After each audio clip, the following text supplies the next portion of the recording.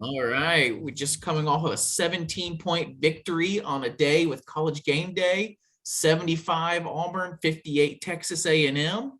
Another great victory and a long line of victories here. We lost that Arkansas game on Tuesday, so it was good to have a big comeback. Texas A&M's had our number at times. They've beaten us. We've only lost at home with fans like 5 times in the last 3 or 4 years, and 2 of those was Texas A&M. So as much as Texas A&M's been on like a 7 or 8 game loss streak, they weren't great the other times either when we were good. So it was just good to have another somewhat dominant victory. Matt, what you think? Great bounce back performance. If you're watching this on YouTube, I apologize. It's not worth getting into personal life details, but I am recording this from a vehicle in Houston, Texas right now. And I did get to watch the game. It was awesome. I'm really glad we bounced back so well. It just felt like one of my keys to the game was, could we look like Auburn basketball? Could we play like ourselves? And it really felt like we did, even though we have some concerns about shooting and other stuff that we'll get into. But a good win, anytime you win easy in the SEC, it's a good thing. And I'm glad we're back on track. I hated that losing feeling. No more lost podcasts. Love it. I wouldn't know what to do 2 in a row. So I'm glad we got this College Game Day in town, like the world of college basketball coming in to watch Auburn. Because I saw a comment or two that why is College Game Day in Auburn for Texas A&M versus Auburn? Texas A&M is not very good. It's not even a ranked matchup. They came to see us because it needed to happen. We've created such an atmosphere at Auburn that they have to see it. They had to this is kind of like here's your trophy for you are legit, like this, we have to see this kind of thing. And that's a lot of the culture that Bruce has brought, a lot of the culture that the fans have gotten online, have gotten in the stadium. It was great to see that we kind of got that honor of this is a place to be in college basketball. Yeah, it's only the second time ever, right? So it was cool. I was walking through the airport in Houston, and I had my Xfinity Stream app. Shout out Xfinity. I was listening to Game Day the whole time while I was getting my rental car, getting off the plane. I landed at 9:55. It was perfect. So I got to hear all that. You can't put a value on the attention you get from that, even if nobody really cares about the college basketball Game Day show. It's the fact that the entire sport, like Bruce said, they could have been anywhere. They could have focused on any program. They chose to be in Auburn. Like you said, it's frustrating that it didn't happen earlier, but it really does feel like, obviously they weren't there for Texas A&M, no offense to the Aggies. They were there to kind of celebrate this thing that Bruce has built and that we've helped build as Auburn fans that, and I'm glad we put on maybe not the best show we could put on, but it was a good show for leading right into that off of College Game Day. We're building a foundation, and this game was not the biggest game on our schedule or anything like that. It's building that foundation. It's another stamp of respect from the college basketball world and media. So you just keep doing this stuff and building this stuff. It took a huge matchup against Kentucky last time. This time, I almost love that it wasn't that Kentucky game. Now that we got it, I was pissed when we didn't get it before, but now that we knew it was now we know it, we got it.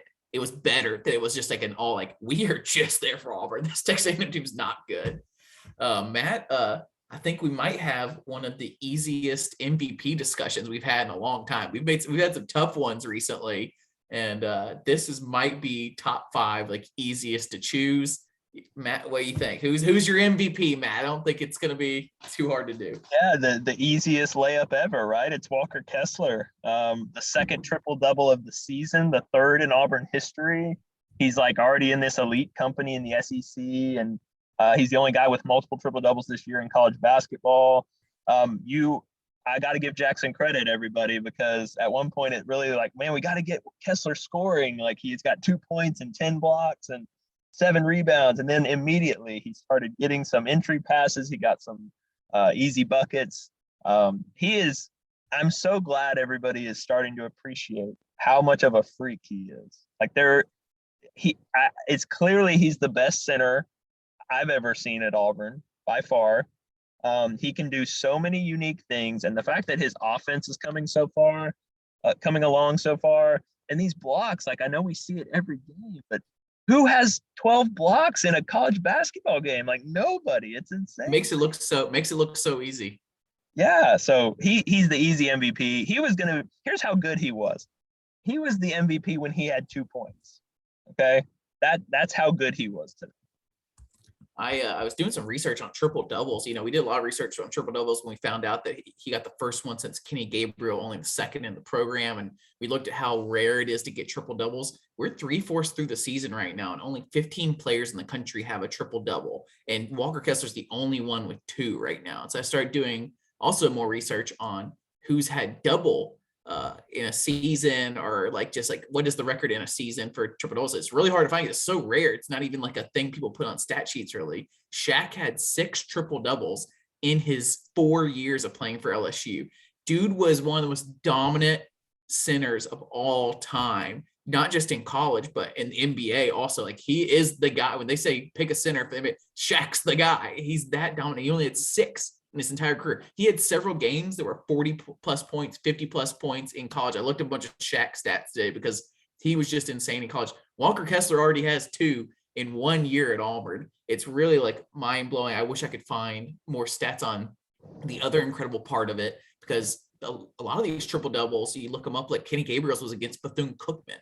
There's a bunch of other like ones like that I was looking up on the multiple triple doubles. And a lot of times when you find them, they're against very inferior opponents. Walker Kessler's done this twice now, both in SEC play. So not only is he the only guy to get 2 triple doubles in a year, he's definitely the only guy to get triple doubles in conference play, in a conference that's really good, like a top 3 conference right now, if not better than that. So it's really insane. It's also insane that you could see him doing it again. It's just all it takes is one of these like first halves where he gets really hot from the blocks and the other team like just refuses to stop driving on him, basically. Or like Matt likes to say, we kind of watch, or at least I have been watching, and I think it's a great observation from Matt. If you watch his first possession and he doesn't pick up a foul in those first like 2 to 3 to 4 minutes before Cardwell comes in, it's going to be a good game. If he picks up a foul in those first 3 or 4 minutes, you're going to start being on the watch for things. So it was crazy. His game was crazy.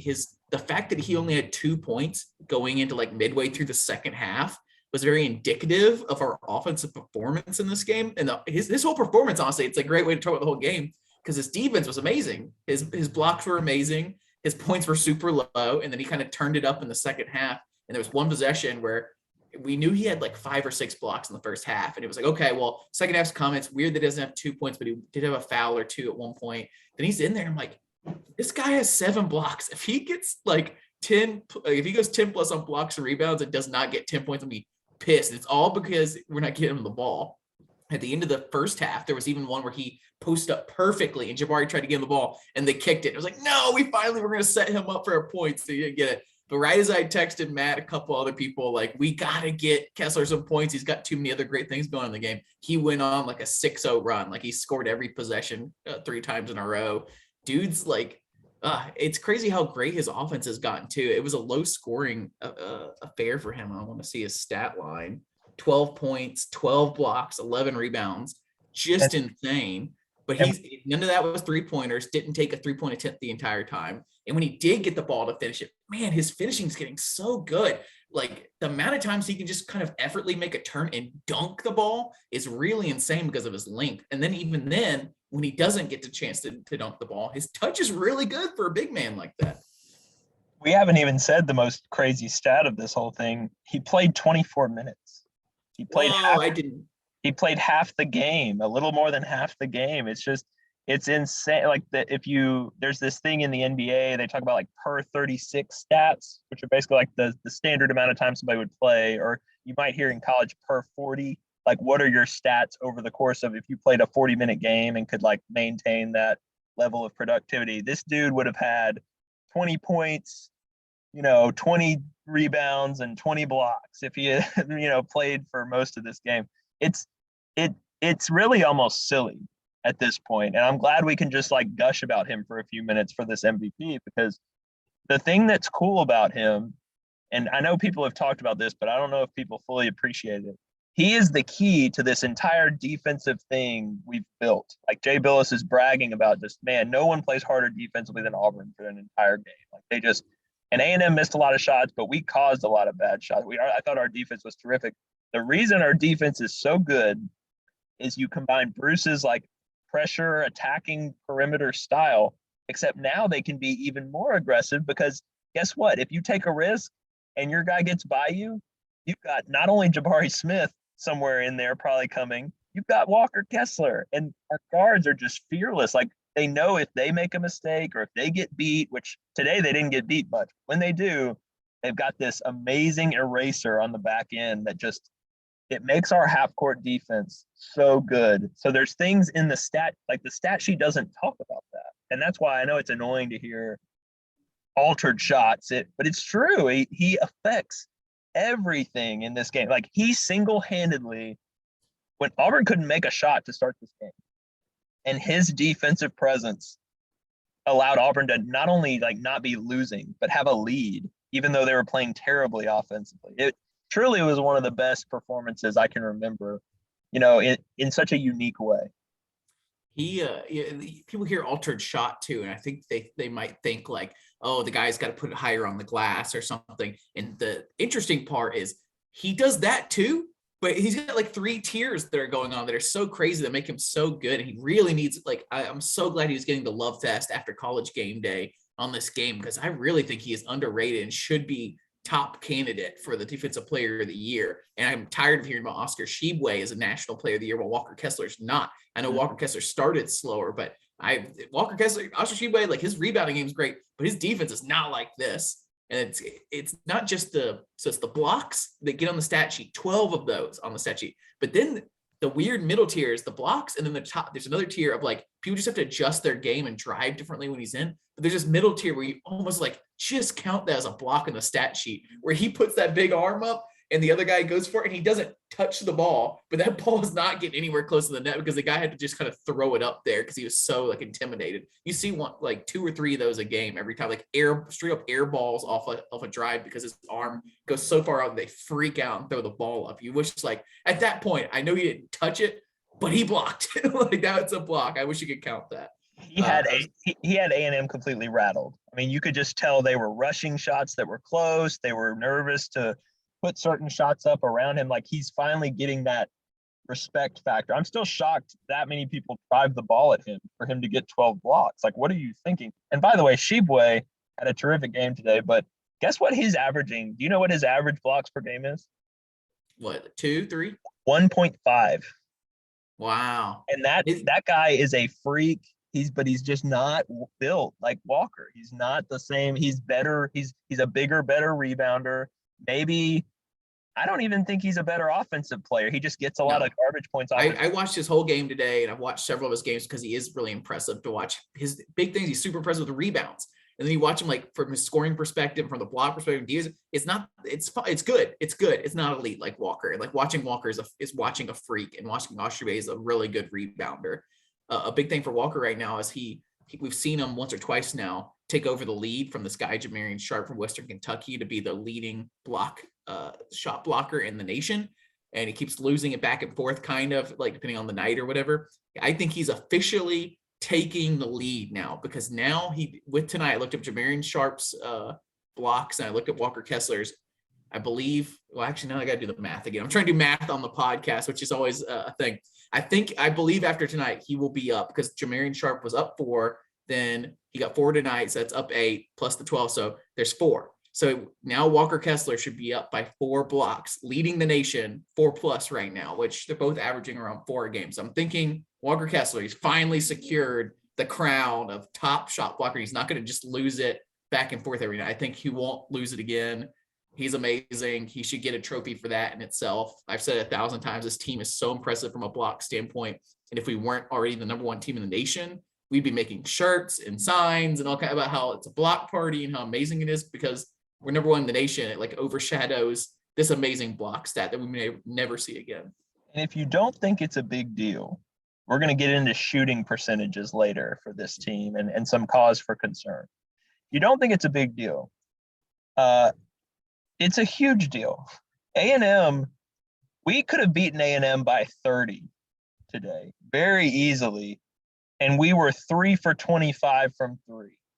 Okay? Like, and we're going to talk about why that's a potential problem, even looking ahead. But the fact that this Auburn team is 23-2, undefeated in regulation, and they're not shooting it well, they're not shooting open shots from the outside well right now, says everything you need to know about the construction of this team and how special of an interior. We talked about the front line being the strength. Well, you are seeing it the last few weeks because no other team that I've seen in college basketball has that. Jay Billis was just gushing about our defense today. It's a great thing. He sees all the best teams. He just thinks we're on a different level defensively, and it all starts with Kessler. Like, it's really amazing. When's the last time Jabari had like a terrific game?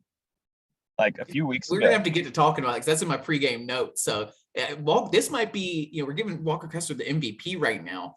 Walker Kessler started a little slow. I think people are starting to turn a little conversation that it was like Jabari's the most important player, Walker's the best like defensive player, and like guy we have to like rely on down low as a freak. But Jabari is like the man. It's starting to turn a little bit where people like maybe Walker Kessler is the guy on this team, like the dude that you couldn't lose. You know, I mean, you can't lose either, but it's just Jabari's getting all the love as the draft pick. But we're starting to see that Walker might be the guy on this team, like the overall season MVP. And we still need to do the math and see how the podcast MVP race is going. I haven't done that yet. If you're a fan of advanced metrics, Ken Palm gives a team MVP to every game based on like how you did to help your team win. I wanted to say a few weeks ago, Kessler had won like 10 of 12 in a 12-game stretch of being the best player on the floor for Auburn. So whether you just, whatever, the point is, I still think we have to step back and look at what we thought about Walker like in December before conference play started. We were like, well, can he be on the floor against SEC competition? Is he big enough? Is he tough enough? Is he versatile enough? Man, like it's one of the great things in sports when we just get stuff completely wrong. And not because we're wrong, we just don't know. And you see a kid like this clearly was ready for this amazing moment. He even acknowledged in an interview the other day, he's like, this is better than I thought this year would go for me. Like, this is an amazing thing. So just enjoy it, man. I'm having so much fun watching him play. I was looking at some more stats here. I'm trying to put this perspective how crazy it is. I think people are kind of like, cool, like that. I hear that's rare. Like, people are not realizing how impressive. Even ESPN, I feel like was not talking about how impressive this is, because I think the biggest craziness is he's doing this in SEC play against good teams. Like, this is against LSU, who's ranked at a decent portion of this year. Texas A&M that started out really strong this year. I looked up the other 15 guys, and I thought to myself, how many of these guys did it against like P5 opponents? Well, there's only two other guys on this list that were even in the majors, a guy from Wake Forest and a guy from Duke. The guy from Wake Forest did it against NC Upstate or something like that, some other like extremely small out of conference team. The Duke guy did it against, I had it pulled up here, against NC State. So only one other guy. I mean, one of these mid-majors might have done it. And I'm just not going to look through every mid-major guy. But of the other two guys from a major conference, the Duke guy is the only other guy that's done it all year against NC State. He's done it twice, Walker Kessler, against major teams in the SEC. Just all praise Walker Kessler, man. His game is just, we saw it the game before he did it with 3-pointers. This game he's doing it with crazy blocks.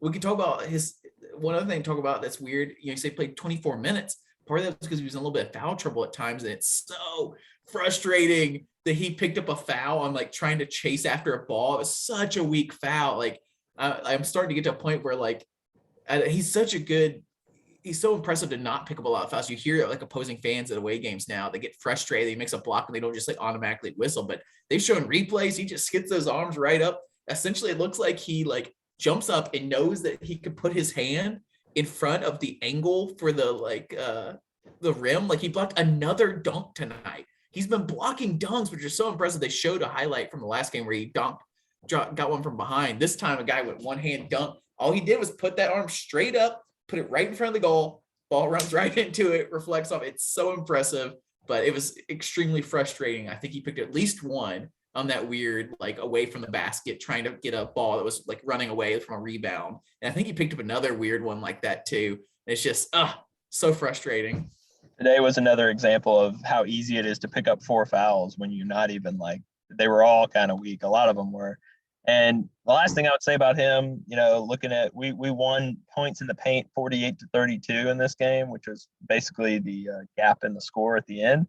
That is directly correlated to his offense and his defense. It's going to be hard for other teams to beat us in the paint inside where you get easy baskets because we have Walker Kessler and you don't.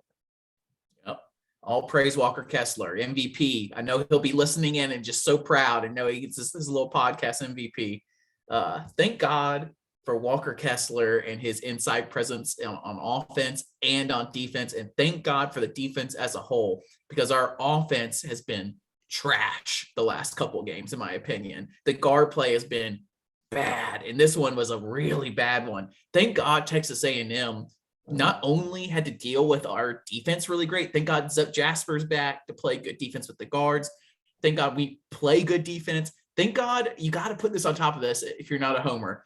Texas A&M, they're not playing well, but they're also were ice cold. It was ice cold college game day in Auburn Arena, and our defense turned up. They shot 0% from three in the first half. 0%. I think they had something like 16% from the field in the first half. Like, you can play the best defense you want to play, but when you're playing another major team like this, some of those are going to go down. Even if you're locked on the 3-point line, something should go down. They just played awful on top of our great defense, but thank God they did, because on the game, we shot 12% from three. 12%. And a Bruce Pearl Auburn team shot 12% from three and won by 17 points. Insane. You could not imagine a moment like this a couple of years back with that Final Four team or something. They could not win a game shooting 12% from three. We ultimately shot 40% from the field. Also, they shot 27% from the field. That's awful. We shot 39%. Not that great either. And that was a lot of fast breaks and different layups and things we did later on in the game. We kind of blew it out. This offense is trending down recently. We're going to have to figure out something from the 3-point line. Matt, you want to tell them that great stat about national championship teams and their 3-point? Yeah, I meant to do some more research. I know on game day, if you watch, I believe it was Seth Greenberg talked about the last few national champions have shot, in the upper 30s from three, which makes sense with the modern game.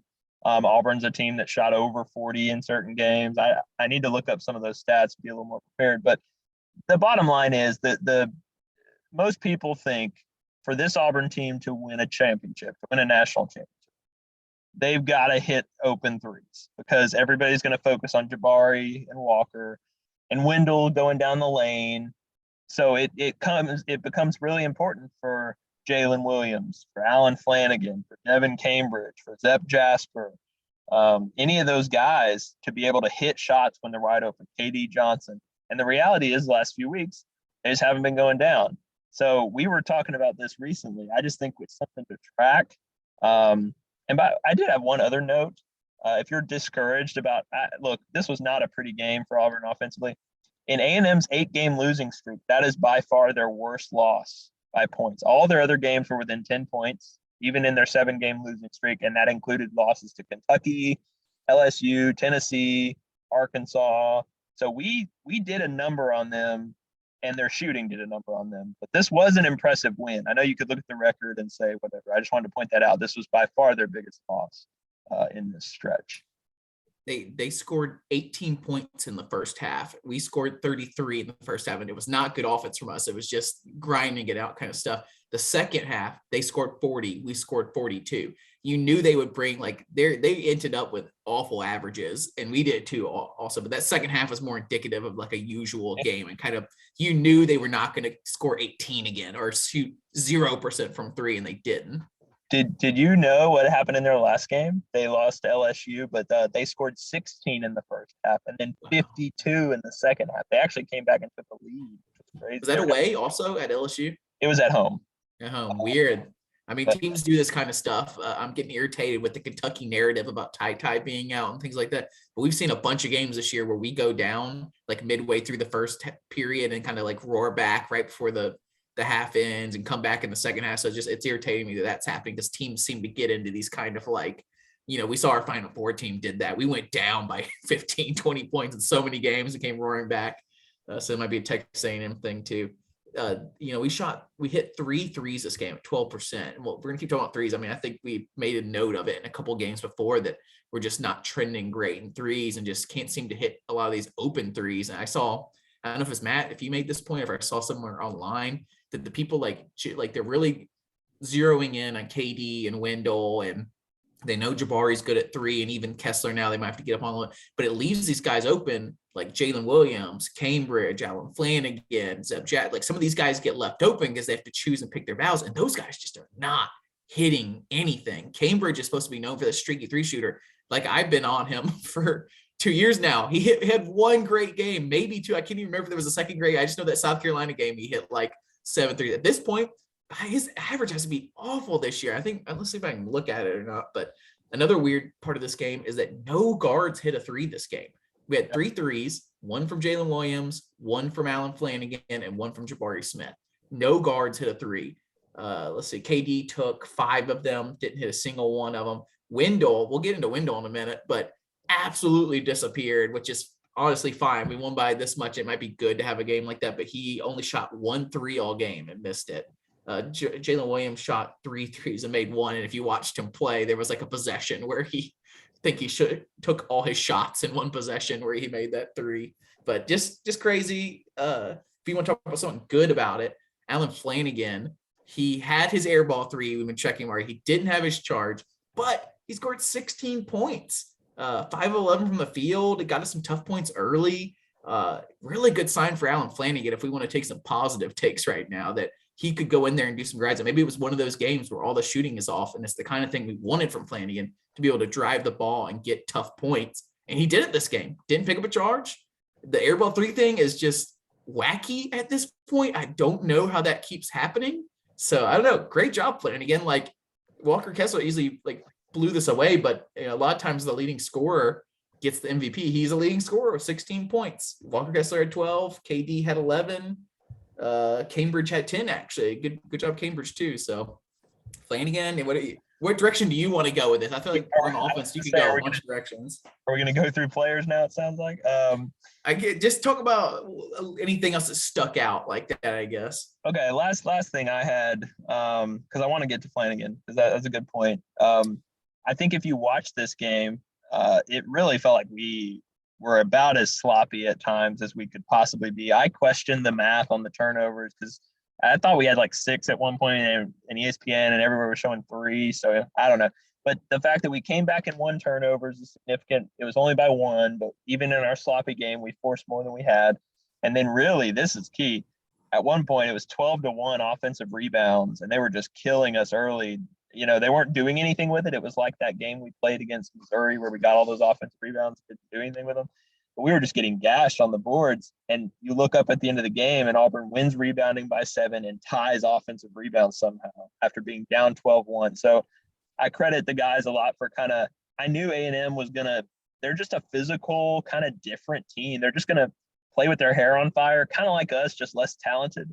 And it felt like we settled into the game nicely and were able to win those key metrics as the game went on.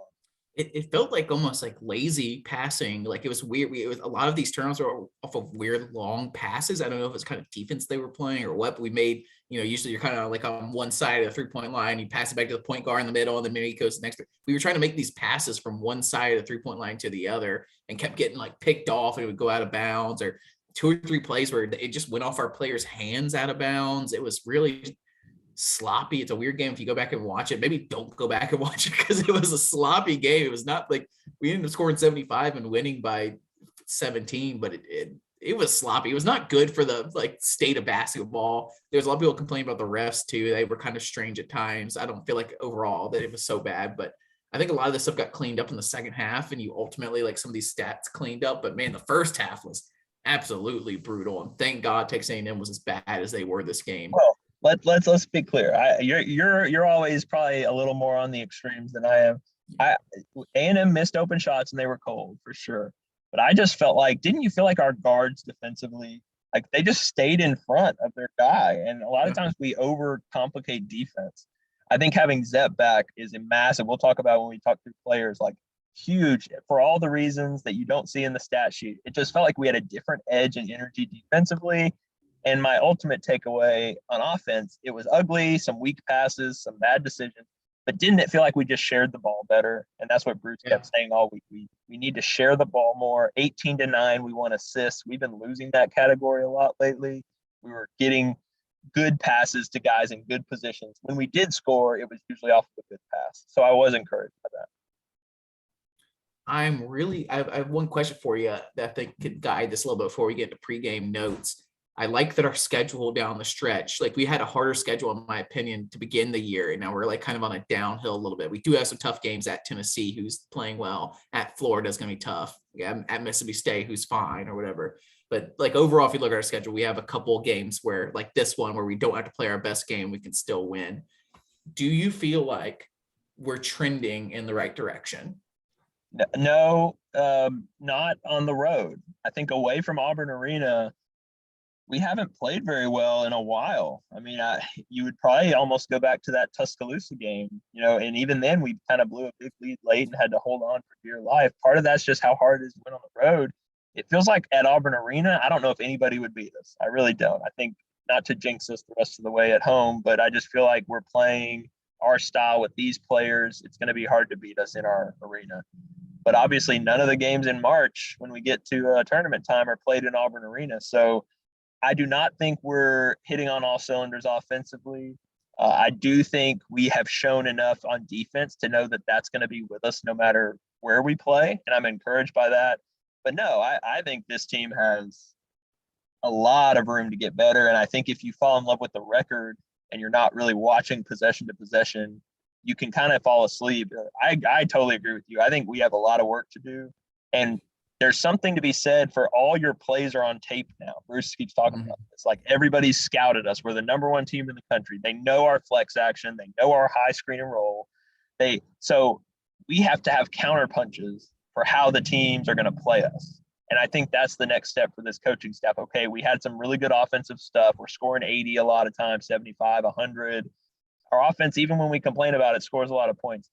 But how do you adjust when people play you differently? And I think that's the growing pains you're kind of seeing right now. It feels like the word is out on our guards that we've been worried about this entire time. It's part of the reason our 3% was so bad in this one. It feels like Katie Johnson's gotten locked up a good bit now. Wendell Green was completely quiet in this game. It was good to see. Like another extremely frustrating is not just the guards, which I feel like is becoming an issue. As much as we saw Wendell still gets to drive by people sometimes, but inferior opponents, like it's good that we're playing less good people, but that at Tennessee game can be just as hard as any game on our schedule, in my opinion. And it's close. Kentucky won again today, so it's going to be a close battle down the stretch. It's frustrating. But the other weird one that's trending badly, some of these are trending good. Flanagan's trending better. Cambridge is trending better. Those are good. Maybe even Cardwell in this game was good. But the guards are trending badly. And the other person that really has to be talked about trending badly or not trending up at least is Jabari Smith. He had another game that's just super quiet. He was 3 of 10, 1 of 4 from 3. I know it's like we weren't going to get straight to the players, but I just feel like it's got to be talked about, this trend that we need him to peak in March. And right now he's just kind of like bumping a little bit. Like, I don't know, like not bumping against the ceiling. Like we know the talent's there. He drove once or twice this game, which was good, picked up a foul on one of them. His shooting's not been as good the last couple of games. I wonder what his average is right now. He was shooting 40% from 3 at one point, but I can't imagine he's still shooting that at this point. He's now shooting, it still says 40% on here from 3. So maybe I'm wrong. It just feels like his shooting they're locked in on him. He's getting some foul calls and stuff, which is good, but I just haven't seen as many of those like money, like, he backs some guy down, turns around, hits the jump shot, and it's just absolute money. It doesn't feel like those are going in as automatically anymore. Maybe it's because half the time they would have, he gets fouled, but That's what I was going to say. If you go back and watch in November how he was guarded and go watch now, it's completely night and day. I mean, everybody has their best defender right in his grill. Hopefully he keeps getting the foul calls when he deserves them. I feel like sometimes he's getting hit. He's not getting the calls, which for a great player, he should. Yeah, I mean, we need him peaking. We've seen enough, I think, to know that that's there. There is this thing of like kind of a mid-season slump for first-year players. It's a grind. We've talked about how many games they're playing, how quick the turnarounds are sometimes with travel. And, it's easy to take that and not think about it. But he's probably working through some of that stuff. One of my big takeaways from this game, though, is I love that Jabari and Kessler played 24 minutes. I love that Wendell Green played 22 minutes. I love that we were able to kind of give our guys not a night off, but a less stressful night on their legs. That's huge at this time of the year. I really hope that pays some dividends, and hopefully kind of maybe the same script against Vanderbilt this week. We just hope that one interesting thing in great teams, and we see it in every team, we talked about the guards are kind of an issue, that it's the reason we weren't picked as high in the preseason. People were questioning our guard positions, and we've seen how we do have some great players there, but it seems like every team we play against, and every great team, it feels like, has a guy in a guard position that can get theirs, that gets theirs no matter what. Partially it's because we have so many guys on this team that share the ball that we don't have a guy that's just going to take so many shots that they're going to get theirs every night. But we've seen it against other teams. It's fine if the guards on this team aren't going to get theirs necessarily, but someone needs to be the kind of player that's going to get theirs every night. We thought Jabari was going to be that guy that would score 15 plus no matter what. He would always figure out a way to do it. He's just not. He's had a decent amount of games now where he's scored 8 or 9 points, and he plays great defense, and he's a hustler and does a lot of other things. And maybe some of these other guys that go and get theirs, they get theirs on offense, maybe don't get theirs on defense the way Jabari does, or aren't as good team players. But to be a national champion, to be a Final Four team like we want to be, Jabari's got to go get his. I don't know what that means necessarily, if that means he needs to shoot more. Sometimes, like, he's 3 of 10 today. I don't know if he should have shot 2 or 3 more. Yeah, there's been games where we were adamant that he should have shot more. I don't know if this game was necessarily he should have shot more. Maybe he should have made more this game. I don't know, but that's my prediction, is that he has to be a guy that goes and gets his for us to be a truly great team. Yeah, this game didn't have the game flow that would dictate him getting a lot more shots. The other thing I'd point out, he's got to kind of get in rhythm. He had 4 turnovers today. Like I said, he's a great player. He's going to make a lot of money soon. So glad to have him. Everything about him is great.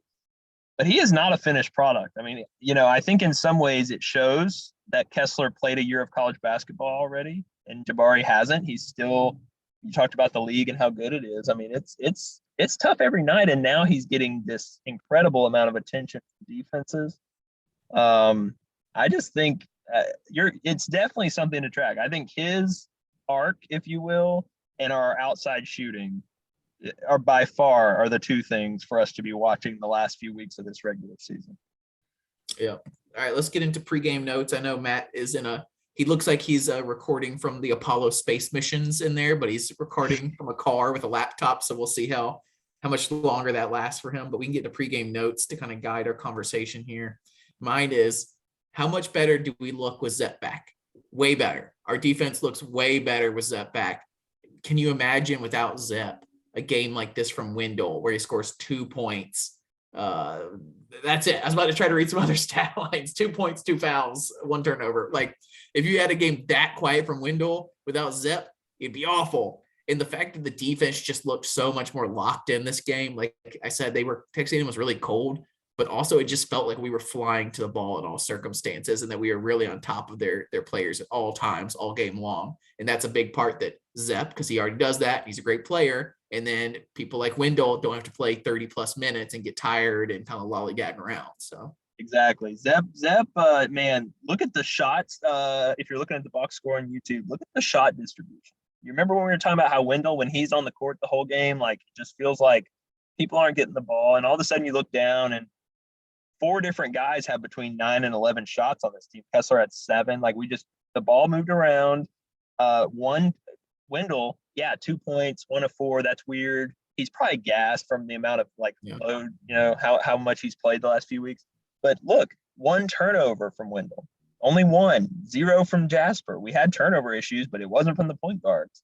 5 assists from Wendell. I guess I missed that on the stat line, because I was about to say that I wonder if he, we talk about how much with Bruce that doesn't get mad at players for taking shots. He lets these guys go. Even we had Anthony McLemore on the podcast earlier this week. If you haven't checked that out yet, go check it out. This kind of stuff that's always good no matter what during the week. But he talked about how he never felt like Bruce ever got mad at him for making a decision in the game, or that he ever got mad at a shot. So Wendell did those 2 games in a row where the whole fan base was yelling, stop shooting. What are you doing? Why are you doing this? So you wonder if Bruce actually said anything or not. You just hope that you don't want him to only shoot 4 in a game. I want Wendell to shoot 8, 9, 10 a game, depending on how the game's going, maybe more, maybe less or whatever. But you don't want him shooting 4 a game. I know that for sure. That's too small for a guy that's as good as him. So like, I don't know if he took that in from the fan base, if he like self-reflected that he was taking too many. You hope it's not an overcorrection. Clearly we won by a good amount, and I didn't feel like I ever was like, where's Wendell? We need to shoot. In fact, I like by the end of the game, I didn't really think about it. And then I look at the stat sheet later and I'm like, dang, yeah, Wendell was just disappeared. But I didn't even like process. I didn't process that he disappeared like I do for some other players, The thing you have to keep in mind is he played less than Zep. I mean, he just wasn't on the floor as much. He played 22 minutes, still a very quiet 22 from him, but usually he was playing 30, 32, even off the bench. So this was very much a kind of a half a game off for him, the way the minutes played out. And he probably deserved it. He was playing too much. He was, and the amount of energy he had to exert at his size. Everything was hard the last few games where he was playing. You saw it in the Georgia game. You saw it in the last game. So, Zep made a huge difference. And if you don't believe, again, if you didn't believe in his value before he got sick, hopefully you see it then. I know I have been changed to, it's been kind of a thing on here that I'm a Flanagan guy and Matt's, I don't know, I'll call you Matthew, you're on Zoom, is a Zep guy. And I just like, okay, Zep, okay, all right. He's got great defense. Man, with him out, changes things completely, man. So I'm a way bigger Zep fan than I was before he went out. My next one is, can we break the Texas A&M home curse? I talked about at the very start that we had issues where they had beaten us at home twice, like only 5 teams, I think. Maybe I'm getting the stat wrong, but I think it's only 5 teams when we've had fans in the stands in the last 5 years as beat at home or something like that. And Texas A&M was 2 of them. It was just strange. There was one like a Tuesday night late in the season at one point that we lost to them, and just some strange games. So this one could have been strange too if things went a certain way. So they had never lost in Auburn Arena.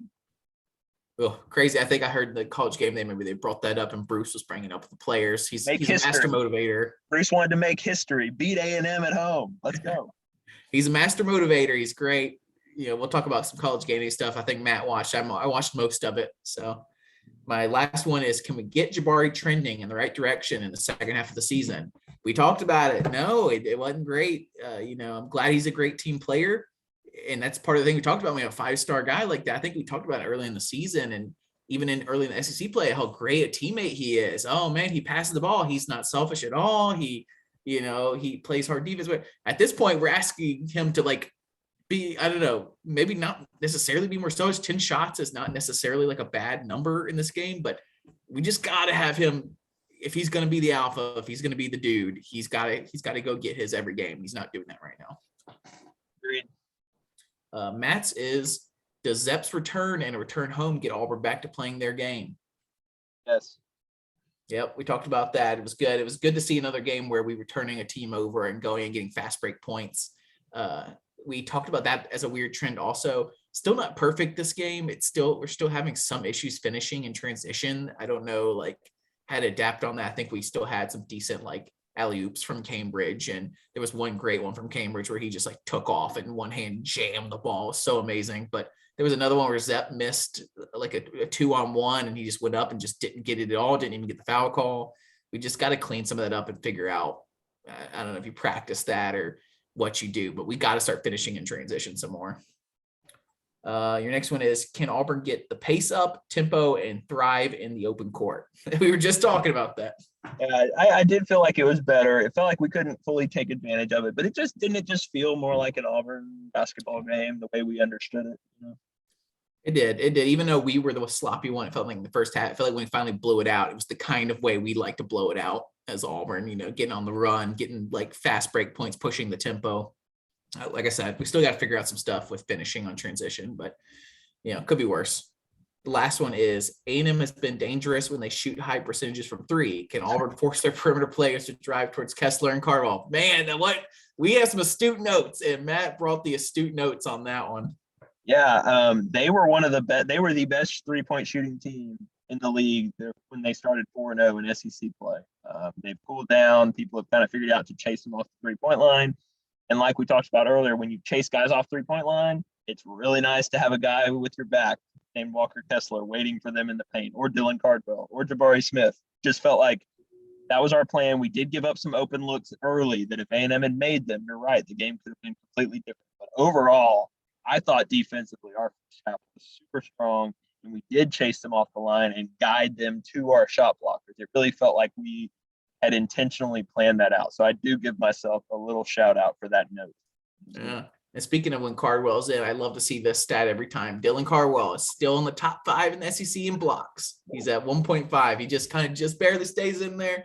But I love that we have 2 guys doing that. He's tied with Sheboy, right? He's right there with Sheboy. He is tied with Sheboy and Charles Bidako from Alabama. And then the 2 top are Walker Kessler and Colin Castleton. Not even close, but we know that when Walker's going for number 1 in the country, it's not going to be close. And interesting, I didn't realize this, Walker Kessler leads the SEC in field goal percentage at 62%. So that's pretty impressive too. His offense has gotten so good, and centers are going to always lead that kind of thing. But the fact that he's leading the whole SEC is pretty huge.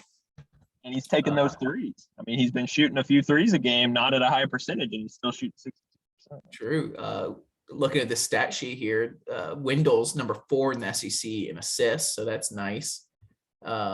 Rebounds, Walker is 4th at 8.4. Oscar Sheboy is blowing everybody out, averaging 15.1 per game. That is freaking insane. I mean, good for him on that, or I don't like it. Actually, not good for him.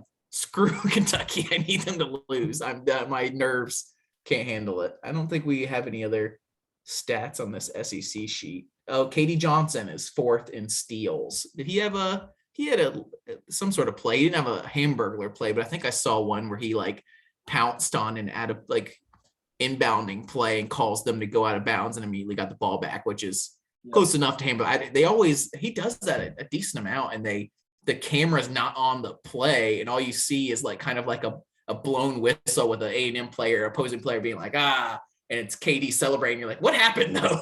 Like, they don't even show the replay. They just move on. You're like, all right, whatever. One of my biggest frustrations is when sports telecasts somehow miss some of the live action with different camera angles and stuff. Like, it's not that hard. I want to see every second of every play when I'm watching a game on TV. It makes me really irrationally mad when that doesn't happen. They think they can get away with that first, because it's almost like they think they can get away with that first inbound pass in like the middle of games sometimes, with flashing to a replay or flashing to like them talking or something. Not against a Bruce Pearl team.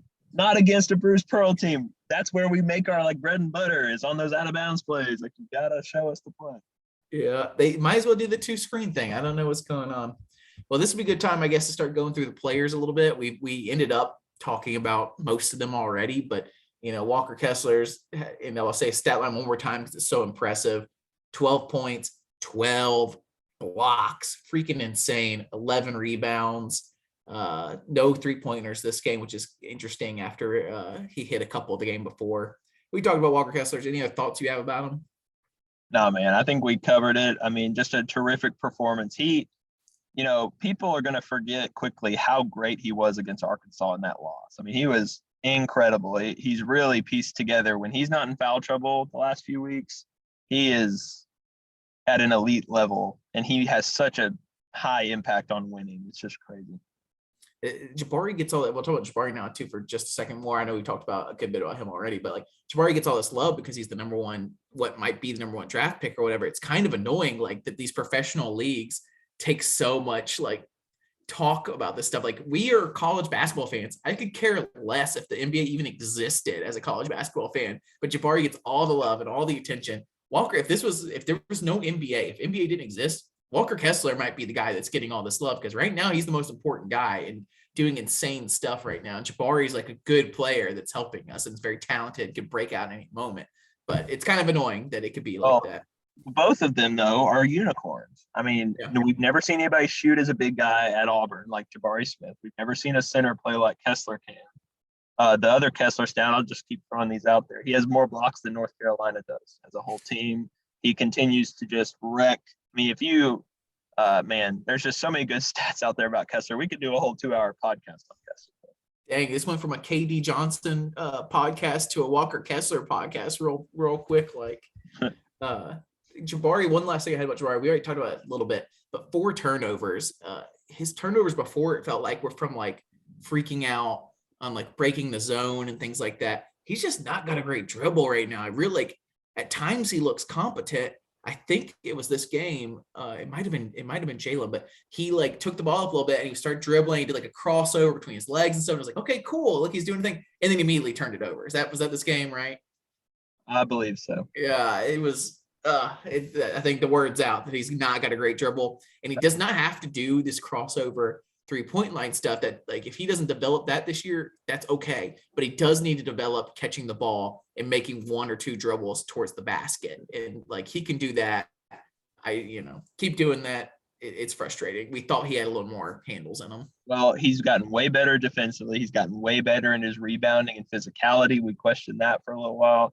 It does feel like the handle's the last piece for him. And that's when you look at a guy like Kevin Durant, right? He can just dribble it up the court, jack a 3 in your face. I think Jabari will be able to do that too in a few years.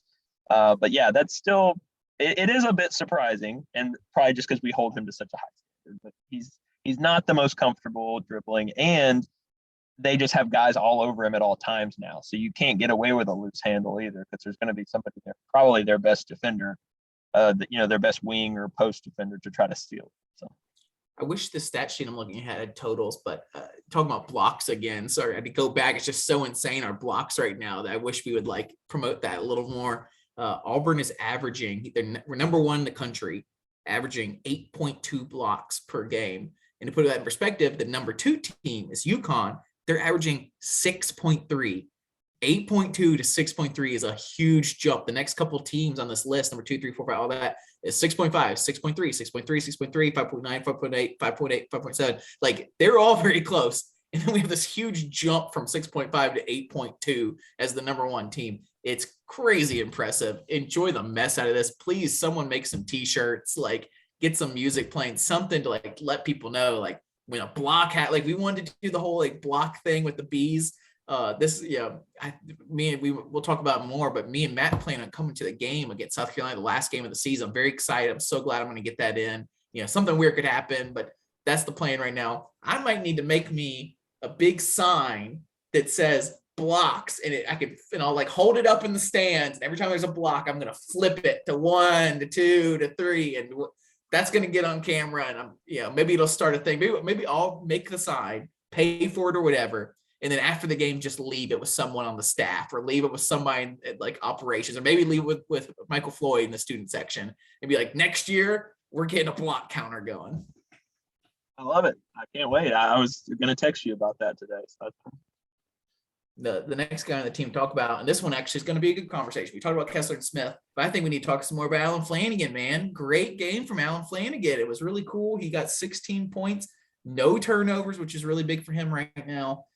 4 rebounds, 5-11 from the field, got 1 3, 1 to 6. He did airball 3, which is like I literally was texting people like, check Flanagan shot an airball 3, which is just crazy. I don't know what's going on with him, but he didn't take a charge, which is really big for him.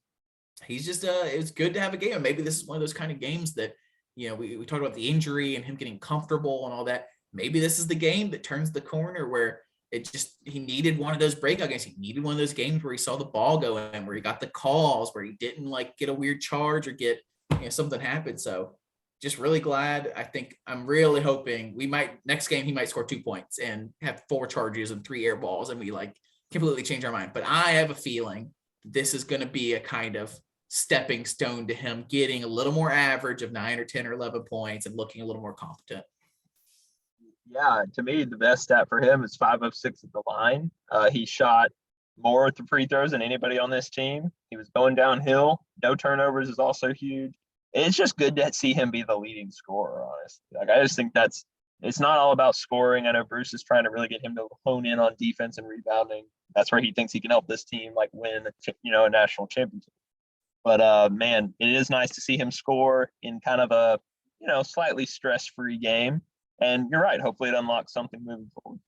I think some people are forgetting pre-injury, looking at this team coming in, Flanagan was going to be the leader on this team. Sure, Jabari we hoped could be what he is now and maybe even better. We hoped Kessler could be the unicorn and all that.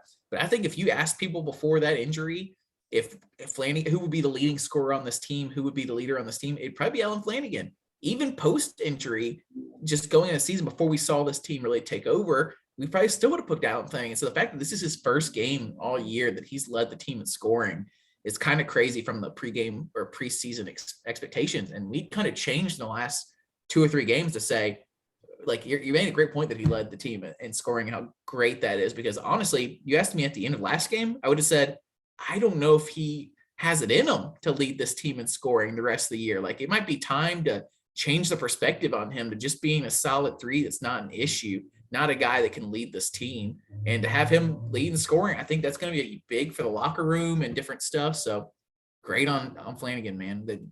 Keep an eye out on that as a trend. The next guy is excited about that. That was a great heartfelt Flanagan commentary from our guy. That was awesome. Part of it, man. You got to stay by your opinions, and need him to do better. So. That's right. The next guy is KD Johnson, 11 points, 2 steals, 3 assists, 4 rebounds, 0 of 5 from 3, which was a big deal, 4-11 from the field. Just an okay game. The 0 of 5 from 3 is really brutal because he had a couple open ones, and we've gotten to a point where if you're going to pick 3-point shooters on this team, Wendell's like the logo 3 guy, but doesn't get very many open ones from like the actual like 3-point line. That's kind of like a passing play. And KD kind of seems to be the guy that's getting these like passes off of drives and things that needs to hit these open threes. So to go 0 of 5 was not great. He had a couple plays, I believe, where he drove the ball and it was fine. Thoughts? If you take that out, right? If you take the 3-point shooting out, it's a great game for him. It's exactly what you want. He's 4 of 6 for 2 at 2-point range, 3 of 4 at the line, 3 assists. I saw him tweet out, y'all thought I couldn't pass, huh? And he's had some good passes today, 1 turnover, under control, played the most minutes of any player again, and just continue to hammer that. I think people fall asleep. Bruce knows what he's doing with his rotations. He likes having KD on the floor, probably more than everybody else. I think part of the reason he plays that much is because we don't have a good backup 2. Every other position has a very strong. You're forgetting 2s and 3s are the same. I know, but you know how it is. We got Zepp and Wendell at the point guard. Flanagan, we got Flanagan and Cambridge. We got Jabari and Jalen. We got Walker and Cardwell. There is no second to KD Johnson. There's no guy, I just, that's how I feel. I think he plays because there's no one else that's like similar to him that can play in that position. No. 2s and 3s are the same in his offense. If he wanted to, he could definitely give Flanagan or Cambridge more minutes. Now that Zepp's back, he could give Wendell more minutes at 2, which I love seeing that, by the way. I love the Zepp and Wendell combo, kind of like the Jared Javon combo from a few years ago. Small guards, but like it allows Wendell to play off the ball. I really like that. Look, you're right in some ways, but I just, from watching Bruce for a long time, I'm telling you, it's a really big compliment to KD, and he thinks KD makes winning plays. Like he's going to make some bad plays, but he trusts him to be on the floor late. He trusts him to like make the plays that only KD can make. Perhaps that's the middle ground between our 2 points there. There's other guys that can play there. There's not another KD Johnson that you can put on the floor, and he fills this unique role. So yeah, it's just a really good game from him. If he knocks down a 3 or 2, he may lead the team in scoring, and it would be a really efficient game. So I think overall he was really frustrated with himself. He missed 2 like wide open ones that were just all day, and he just missed. So that happens sometimes. Overall, a good game. He missed the wide open ones, and also I'm going to need all our guards to start shooting the ball as soon as they get it in their hands if it's open. They're not grabbing the ball. Like, it's never going to be that open. Like KD had some great open ones tonight, but most of the time what happens, you get that ball and you have that half second to make that shot. They keep catching the ball and it gets in their heads or something. Like KD especially grabs these balls and then like pump fakes or takes a dribble or something. Just catch and shoot, and we just do not have that. The only guy that does that really is Cambridge, but he's just not making them. But he's doing it correctly. Pretty much every time Cambridge shoots, I feel like it's supposed to happen. The ball gets to him, he's open, he takes it before the guy can close out on him. Perfect. He's just not making them. So the next guy is Zepp Jasper. 1 point, 1 foul, 2 rebounds, 1 assist. Like to get assist. Yep, 1 assist. 0-4 from the field, 0-1 from 3. But that's not his thing. He's not the offensive guy. But you saw after the last 2 games how big of a deal it is that he's back. And I'm just, thank God he's back. I don't know if we figured out exactly how he was sick. It was a stomach flu or something, but he looked fine out there, I'm just laughing because that is like, he's probably the best example I can remember in a long time. That's a terrible stat line for such an important piece in this rotation. It's just, I've always thought basketball is a game of these little things that you don't see or you don't pay attention to. Everybody pays attention to scoring, and all these like shot selection and all this stuff, but there's all these little intangible things. And Zep is the old man on this team. He's played the most college basketball of anybody on this team. He gets it. He's completely sold into winning and doing whatever it takes to help this team win.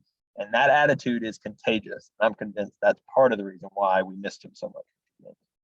I need to start using, we put a box score up on this chat here, and I kind of use an ESPN one on my second screen or what. I need to just get used to this one because it does have some good comparisons. I just now realizing that Texas A&M, after shooting 0% from three in the first half, ended up shooting a better percent from three than us. Yep. Man, that was a god awful game from 3-point line from both teams. Both teams shot under 15%. I guess.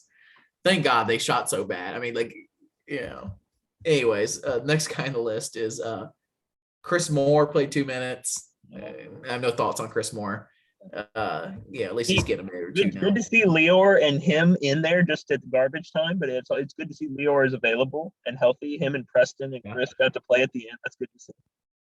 Lior, man, you could have made this percent nicer. He missed his 1-3 that everybody thought was going to go in because he was finally back or whatever. Next guy on my list is Jalen Williams, 5 points, 3 fouls, 2 turnovers, 1 block, 11 rebounds. Wow. I was going to say, give that man, give my other guy, Jalen Williams. Kessler had 11 rebounds in 24 minutes. Jalen had 11 in 16 minutes. That's insane. And again, it feels like he's just 1 or 2 shots away from just really opening this thing up. You were talking about maybe Flanagan feeling like this could be a turning point. This was not the game for Jalen necessarily, but I'm glad he got to play more. Glad we got to sit Jabari and not play him as many minutes. And I just really hope that breakthrough. I'm telling you, Cambridge is playing better. I'm sure we'll talk about him in a minute, but we need 1 or 2 of these other guys, the veteran, experienced, non-star guys on this team, to kind of get to that next level. And if we can get that, I think you're going to see a big difference in our offense. Yeah, he hits 1 or 2 of the, he shot 1 of 3 from 3. I think 1 possession was all 3 of those shots. Maybe he had a weird possession where he shot a 3 and then went and got his own rebound or something, and then went on the same possession, shot another 3. I think he made it on that one, but he had a weird possession where he got 3 or 4 shots all in 1 possession. He's an athletic freak. The 11 rebounds shows that. Like you said, 1 more 3-point shot and his game changes most every game. The next one, this guy, man, I thought Cardwell played a really good game. And as I texted Matt that his touch now coming off of a big thing we've seen with some of these guys is sure they get the rebounder, but putting it back up, they just kind of miss or whatever. Cause it's really hard when you're putting all your energy and muscle and all that, fight through contact and then just let it go gracefully off your fingers onto the back and get a soft touch. And he's starting to develop that. He ended up with 9 points, 3 fouls. He got some foul trouble early, 3 rebounds, 3 or 4 from the field. He looked good out there now in 13 minutes. I remember him looking good, which is a kind of a thing for him when he plays such limited minutes. When Walker Kessler had such a great game, Dylan Cardwell still made an impact in this game, in my opinion. Yeah, no, again, you just see more minutes for those bench guys because the game was kind of, in hand in the second half. It's great for the team chemistry. It's great to see Cardwell get to play a little more. This is a lot of games in a row. He's just hitting some shots that aren't dunks. I mean, he's finishing, like you said. Great to see him get 5 free throws. He very hardly ever shoots free throws. I was thinking about that when we were talking to Anthony the other night. Those 2 free throws at the end of the Final Four game that he made when he was saying, for Chuma, those were his first free throws of the game. In the Final Four in the last 20 seconds, you never know who's going to be there. What if Kessler gets in foul trouble and Cardwell's on the floor at the end of a tournament game and he gets hacked when he gets close to the rim because they want to make him hit 2 free throws. He just hadn't taken hardly any this year. So 3 for 5, good experience for him. And just his energy, there was almost a great red play where he knocked it out and sprinted with the guy down the other end, almost got it. Didn't quite happen, but it forced a missed shot off a short shot clock right after that. He just, again, a guy who does things that impact winning. So it's always good to see him have success. He hit a 3-pointer this game, or at least a big guy 3-pointer, the kind of big guy 3-pointers I like to see where he had a 2 with a foul and 1, and he hit the free throw. And I said, damn, Cardwell, that was one of those moments where you're good. That's the next tier for him is if he can get a 2 and then get that foul and then hit a free throw. That's another tier up. So you're just maybe seeing a glimpse of what Cardwell can develop into next year. Next guy on the list had a great game for him for what we expect of him. Cambridge with 10 points, 4 rebounds.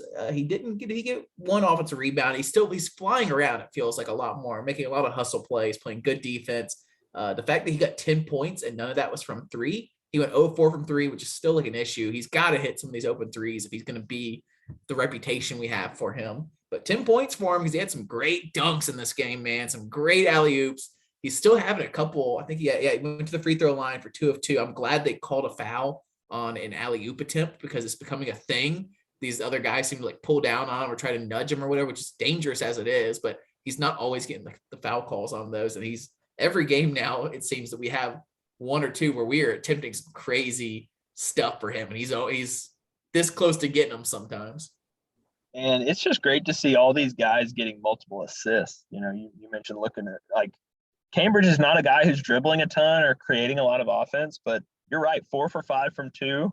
A couple of those were on dunks. By the way, I was watching on my phone in the car. Otherwise, that dunk would have gotten me off my couch. That would have been an off the couch moment. That dunk was sick. It's insane.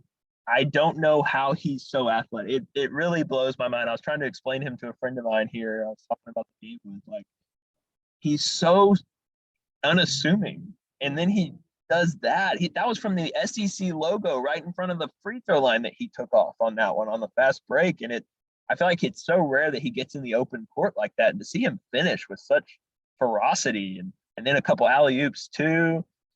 He continues to do 4 rebounds, 1 turnover again, like just really, really good minutes. And I think that's the theme of this game, right? Besides Kessler's starring role, like this was a really good game for a lot of those guys doing the dirty work who are maybe not scoring as much or playing as much as they would like to. It's just really good. It's good to see guys like that succeed. And I think this is Cambridge trending up for sure. You like to talk about trending up, trending down. The last few weeks, he's really finding this role and he's being more productive in it. I agree. Great. I think Cambridge has figured out what he wants to do and how he can help this team. And it's great to see. I mean, part of it's because you're number 1 and you're winning all these games. People want to be part of this team, but it's cool to see these guys starting to like, I talked about the roles or whatever, like doesn't have to be role. These guys are finding their spots and we're learning what they can do. And I'm hoping now that it's like overall the team feels like maybe like we don't want it to be a peak a couple games ago or whatever, like after that Kentucky and that's the peak or whatever. It's fine if that's our peak. We're just not on that same peak anymore. So we got to hit it back the other way. So I'm hoping some of these other guys can adjust a little bit, that like maybe they found what they thought their role was earlier in SEC playing. Now it's time to kind of adjust a little bit more to like what your next thing's going to be. The last guy to talk about is Wendell Green. Played so many minutes last couple games. Take so many shots. We already talked about it a little bit, but with 2 points, 2 fouls, 5 assists, 0 of 1 from 3, 1 of 4 from the field. It's good that he didn't have to be great this game. It's great that he didn't have to take that many shots after so much that he had to do the last 2 games. Just great this team could get a win like this without having to have any of these guards go off and have a game where they're quiet and we can still do this. Yeah, no, it's a night off in a way. I love his control and his composure to take 4 shots and to only have 1 turnover in a night where I would have to go back and look at the tape, but it sure feels like teams are really starting to key on him and see how important he is to that lob game with Kessler and to getting in the lane and finishing at the rim. He's getting a lot more attention, and I think he's got to let the game, like he's got to trust his instincts first of all, but then he if they are defending him like crazy and bringing extra help on him, he has such a good team around him. He just needs to keep the 5 assists are great to see from him. He's always been a good assist guy, but just to get everybody involved when you're not getting yours. And I really hope this is a really good break for his legs. Honestly, he was the guy I was most concerned about fatigue down the stretch. He's a small guy. He's carrying a lot of weight for this team. Yeah, I really hope tonight is like a good game for him we win big. It hurts his stats a little bit, but I don't think he really cares. Let's just track. If you're looking for something to track with Wendell, let's see how the rest of this regular season guard him. I think teams are picking him up further out and trying to drive him to their big guys, kind of like we talked about with the A&M guards. And he's not he has some amazing finishes at the rim, but I wouldn't say of all the Wendell outcomes, I would probably want to make him make a really tough layup, like against the trees inside, rather than give up an easy three. And I think the other key is that little mid-range game. The one shot he hit today was a great little free throw line, in the, not the three, not the layup, but in the middle with lobs out there. I think he's going to have to hit that shot a lot to continue to kind of build his game. I hate to compare him to Jared Harper because everybody keeps trying to want to do that. If you want to make a difference between the two, is that Jared Harper was a great, strong finisher for his size and lips, and Wendell just does not have that. He has these great like baller moves where he can really like contort his body or make a stop and get a guy up in the air, and then does this thing. Jared would go full speed and come at you. Wendell cannot do that. It's not in his game, but he does have a floater that Jared never developed, and I would love to see him use that a couple more times. And it's very impressive, his jump shots and his floaters right now. That's everybody on the team. Any of your thoughts about this game before we kind of get in, maybe looking at some SEC stuff, some national stuff, some college game day stuff?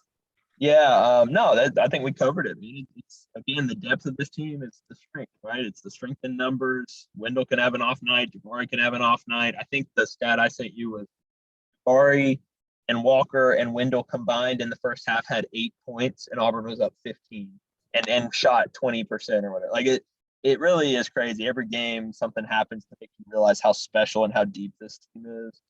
And I just think this is a good win. And we get Vanderbilt coming up, at home. So another chance to kind of get what should be a winnable game at home and kind of get some momentum. And then 4 of our last 6 are on the road. And that's going to kind of tell the picture of this team. It's interesting. You may kind of go to the college game day. It's a huge deal at college games, back in town the second time in 3 years. We freaked out when college game day came the first time because it was, oh my God, we're making history. Bruce was like, this is huge. We're finally getting the respect. We're getting college game day, all this stuff. It's kind of interesting that we finally get it again. And now that we're number one, have had so many great games and all this stuff. You can almost get a sense from the fans and things that like, that's cool. Like, all right, I'll tune in. Or like, it's not from like an apathy standpoint. It's just like, this is not one of the bigger games on our schedule. We've already had so many big games, and we've had like, the fact that this isn't that big of a deal to us, that this seems like almost like not like a night off necessarily, but like one of our more easy winnable games or whatever, is kind of huge. Like we're a little spoiled now that Texas A&M, that another conference opponent could just be like, yeah, we were supposed to win that. We know that. Any thoughts on like watching game day? It was interesting. They did it right up to the game. I don't know if I've seen that before. Like any signs you saw or anything? Like I said, I was having to listen to most of it. I'll watch it probably when I get back home tomorrow. But you're right. It was a different attitude. I know in another sport where college game day exists, I almost said it. Auburn people have just kind of been like, whatever. Nobody cares. Everybody hates ESPN anyway for a lot of different reasons. And it wasn't quite that, but it was different. It was more expected. I think everybody just had fun. Like, that we get that attention. We always talk about how hard it is for us to garner that. And I think I think we're on the money with how important the number one ranking is. It's not because the rankings matter. It's because you need this attention. Like Jabari has gotten, I think, he froze up on me. You still there? Yeah, I'm here. Can you hear me? Anyways, just in case this.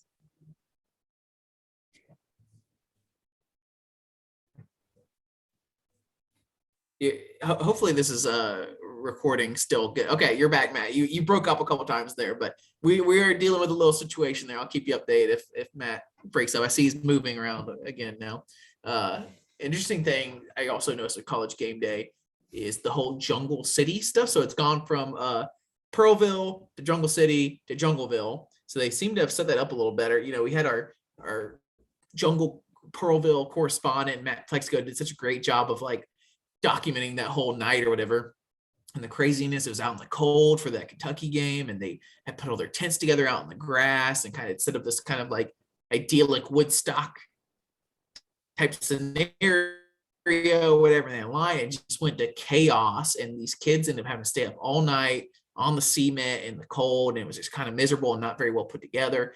And we tried to give the administration a little bit of leadway. This is the first time ever, whatever. Well, now they got a second time. They've renamed it. They kind of set up the line slightly different. It just feels like the administration did not think this one through either. They've not put in, like, I'm hoping by next season, maybe they have some real plans. I saw that Bruce made a video beforehand, like, hey, be cleaner this time, be nice, all this stuff. You can't do that kind of stuff. I'm just going to go on a little rant about it.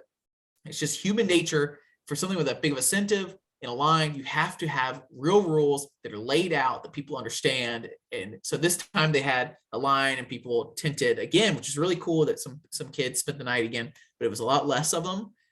Still amazing that 2 games this year we've had kids camp out. One interesting aspect was that like 2 hours before the game, about an hour before game day, there was a lot of people on Twitter saying, students show up. There's like a bunch of empty seats in the student section. And that's because a lot of these students got exhausted from the last experience and didn't want to have to deal with that same thing again. I think a ton of kids would have camped out if they felt like there was a real plan and real rules and they weren't going to have to sleep on the cement again. So just let's get this together. Let's, maybe that last game of the year might be another camp out game. Get some rules together and lay them out. Don't just tell people to be nice and not make a mess, because that's not going to work. You have to lay out real rules. So that's a rant for that. My next thing about college game day, not to keep talking forever, we had another correspondent, except for this time it was a kid. It was Luke, our little kid that came on the podcast last time. We talk about how Auburn's #1 team in the world. He'd done a show and tell, great video on Twitter. We got him to do a little kid correspondent and show kind of a little bit what he got through in his day. Didn't quite work out as we hoped with the phone batteries going down and things, but shout out to Luke and his dad, Michael. They sent us some videos. And Luke, as we talked about, we said we would try to get them in contact with somebody. He got to meet the team. He got to go to the locker room and meet these players he had on his poster. He got a picture of Jabari and Walker Kessler and Katie Johnson and Bruce Pearl himself. So check it out. It's on our Twitter. It's on Michael Dad's Twitter. So cool that little Luke got to meet his little heroes from show and tell. Super cool. That was one of the coolest things. That Jackson deserves a lot of credit for at least getting the info, to our people who follow us. I love seeing that. I mean, I knew in the back of my mind that would probably happen, but it was awesome. Great to see. I'm really glad they got to experience all that. And it's good content, man. We appreciate all the people who help us when we're not in Auburn, give us this slight sense of what it's like to be there. We shout out that, and I heard on a different podcast that there was some sort of celebrity person for the Auburn Inn. They do, AUBURN. And the N is, celebrity or whatever. And they get a football or an F-word coach or some other person to do it. And I heard there was somebody different this time. I was like, okay, who's it going to be? They were like not saying who it was. And it was the Twitter people. I believe it was Pablo Escobar and this girl named Allie Davidson, right? It was Ryan Starrett, who's was it different? Been around a long time. But yeah, no, it was cool. Cool for them. Allie, if you follow and keep it on Auburn Twitter at all, Allie Davidson. She was big in the Pearlville supplies. So who were the two that were there? I thought it was Allie Davidson and Ryan Starrett. It's a different person. That's not Paul. I don't know what Pablo Escobar's real name is or whatever, but I don't think that's it. But I could maybe not. I don't know. All I know is it was the two people that organized for Pearlville, the different things and stuff. So I'm like snacks and different help, and then they ended up giving a really large sum to AUT Live, which it was the charity game, and they ended up giving some like $5,000+ something like that, maybe even higher than that, from all the donations from Venmo from all over that helped the kids out while they were out there. It got so large that they just ended up donating to Bruce Pearl's charity. So that was super cool. You want to talk about any other college game day stuff? Any of that? You want to talk about some SEC? I mean, I would just say the Outlive campaign's awesome. What Bruce has done for cancer research and getting people screened. It's a huge thing. He did it at Tennessee. It's really cool that he's still doing it at Auburn. Love seeing all the student section wearing the shirts. I'm probably going to buy a shirt just to support the cause. You can do that as well. All that money goes directly to people in Alabama fighting cancer. So cool thing. Glad again for the national spotlight on that. That's terrific. And they had a really great moment. They showed in the replay too of everyone with their signs of who had people they were either related to or people they knew that had cancer or died from cancer, or people that this charity would have helped or whatever. And everyone in the stadium was holding a sign with a name on it, including all the background operations room people, the college game day crowd, every player on the team. Jabari was holding a Dick Vitale one. Bruce was holding a couple of them and had a tear going down his eye. Just a beautiful moment.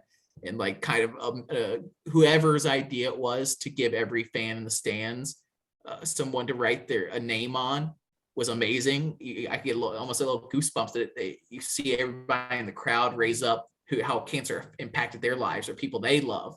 And so it's really like a touching, powerful moment to look around a whole stadium and see everyone in the stadium has been touched in some way by cancer. and just super cool. Great idea to do that, and a touching moment.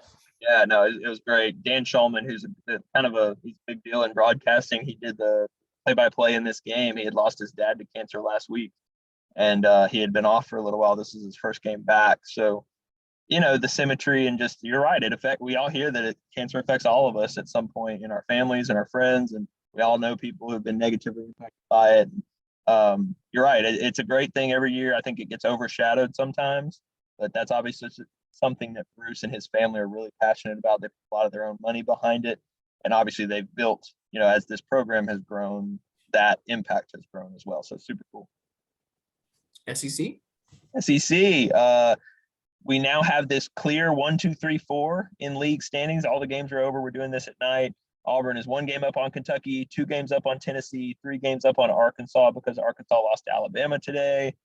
So that's the clear top 4. Auburn is almost surely going to get a double bye in the SEC tournament by being in the top 4. That's good. We like that. There weren't really any big notable results. LSU held on against Mississippi State tonight. I feel like the biggest one was Alabama beating Arkansas. It was at Alabama, and there was kind of this like 2 tiers or 3 tiers. It was us with the 1 loss, Kentucky with the 2, and then Tennessee and Arkansas with the 3. And Arkansas was red hot, and they'd beaten us. If you're looking down our schedule, and we talked about last podcast, I think that we expect to lose probably 2 more, maybe at Tennessee and drop something else.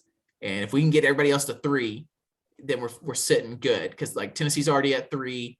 Kentucky's at 2. We're hoping Kentucky's just looked so good, even though Ty went out. That's a big thing to talk about. So Kentucky, if they can lose 1 more, like the fact that we are like 3 seems like a pretty reasonable thing at Tennessee and something else. It's really hard for me to see 4. Like it's hard for me to see 3 more losses on this schedule with the way our team is. Even if we keep playing this bad on offense, it looks hard to find that. So if we can just have Kentucky lose 1 more game, then we can pretty much feel really good that we're going to secure a championship, even if it's a shared one. That makes me nervous.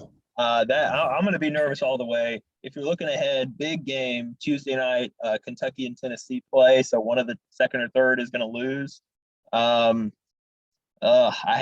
think I'm just going to approach that game glad that one of them will lose. Because Tennessee beating Kentucky would be great, but then we're 2 games. I'll be cheering for Tennessee for sure. Kentucky's breathing down our neck. I'll take, like I said, I think we expect maybe 3, but to get 4, like I think if we can get that 3, I'll feel pretty good that we're gonna, like, unless we really screw up down the stretch, man. We'd have to lose 3 games down the stretch, and that would be. I'm telling you, we could have lost to Georgia, Missouri. True. I just think you need to win every game you can get. Another home game against Vanderbilt. By the way, Vanderbilt has a better home SEC record than A&M. They were 5-6 in the league going into Tennessee today. They lost. Vanderbilt's not as bad as you might think. So we need to play really well at home again and get that one done. And then Florida next week, that's one of those big swing games. We have a terrible history down there because of our basketball history, but Florida seems they're really athletic. I saw it in person in Auburn. They're dangerous. They played us a good game at home. I think we should win that game, but it's going to be a challenge. This is a big week for us. If we can put down the Vanderbilt and Florida on the road, you'll start to feel much better about things, I think, by the end of the week. That'll be a huge swing. The kind of game that you should win away, but it's going to be we saw how hard it was to win at Georgia and at Missouri, and they're at the bottom of the league. So don't expect to win in Florida. Expect that it's going to be a tough battle. A big thing. I was hoping Vanderbilt would beat Tennessee because it was close at the end, and then we'd have these like real tier kind of thing with just us and Kentucky at the top, and then a couple of teams with 4 losses and things. But a big thing. People are being really annoying about Kentucky. There's this narrative. You just always know a team like Kentucky is going to get all the love from ESPN and replace the blue blood and everything. But like this narrative, their own fan base started that, Ty went out during the Auburn game. That's why we lost, not because Auburn's a better team or you couldn't give us any credit at all. But even ESPN's doing this. I heard them in their game today be like, Kentucky, probably the best team in the nation when they're healthy, so annoying. And then one of the Florida guys jumped on Ty for some, after a ball or whatever, and Ty's knee went out from underneath him and it didn't look good. He ran into the locker room kind of limping. I tried to find an update on his injury. The best I could find is Calipari said he could still be out a week or 2. Who knows? Could be a muscle. It could be something that separated because he got hit hard. I'm not sure. I'm sure you could find something on Twitter after you listen to this podcast or whatever. I wish I had a better update on what's wrong with him. So it could be, I don't know. We'll see. Yeah, that'd be huge if they lose even another game while he's out. I don't believe that he's like, you saw how much that changed our game. So even Ty's stats line is not as good as you would Kentucky fans would make you believe, but also maybe it could be a Zep situation where it just changes the way the team has to play. So. Yeah, well, you're right. We got to buckle up, man. It's going to be a wild ride to the end. We're down to the last 6 games in league play. It'll be interesting. We play Wednesday night this week. With something to keep in mind. It's a little different. We've been playing on Tuesdays a lot. So that Tennessee-Kentucky game will happen first the day before, and we'll kind of see what happens there. And then obviously how we do Wednesday against Vandy. It'll be you should be paying attention to all these games. I know I'm guilty. I pretty much watch Auburn and then maybe a little other SEC basketball along the way. You might start wanting to pay attention to some of these games that matter because they're going to get more and more important the closer we get to the end. How many top 10 teams went down this week? Did you see? It was a whole bunch. A lot. Houston lost twice this week. A lot. And look, other than our net metrics like net and stuff like that, there's really no reason Auburn shouldn't be number 1 on Monday, but it's conventional wisdom that Gonzaga will be, and that's fine. It really doesn't matter, but it is dumb because Arkansas is better than any team they're going to play all year in their conference, and they would be losing 2, 3, 4 games in the SEC too if they were in it. So it's crazy. I think we should still be number 1. I doubt it'll happen, and I'm not too concerned about it, but it's just part of it.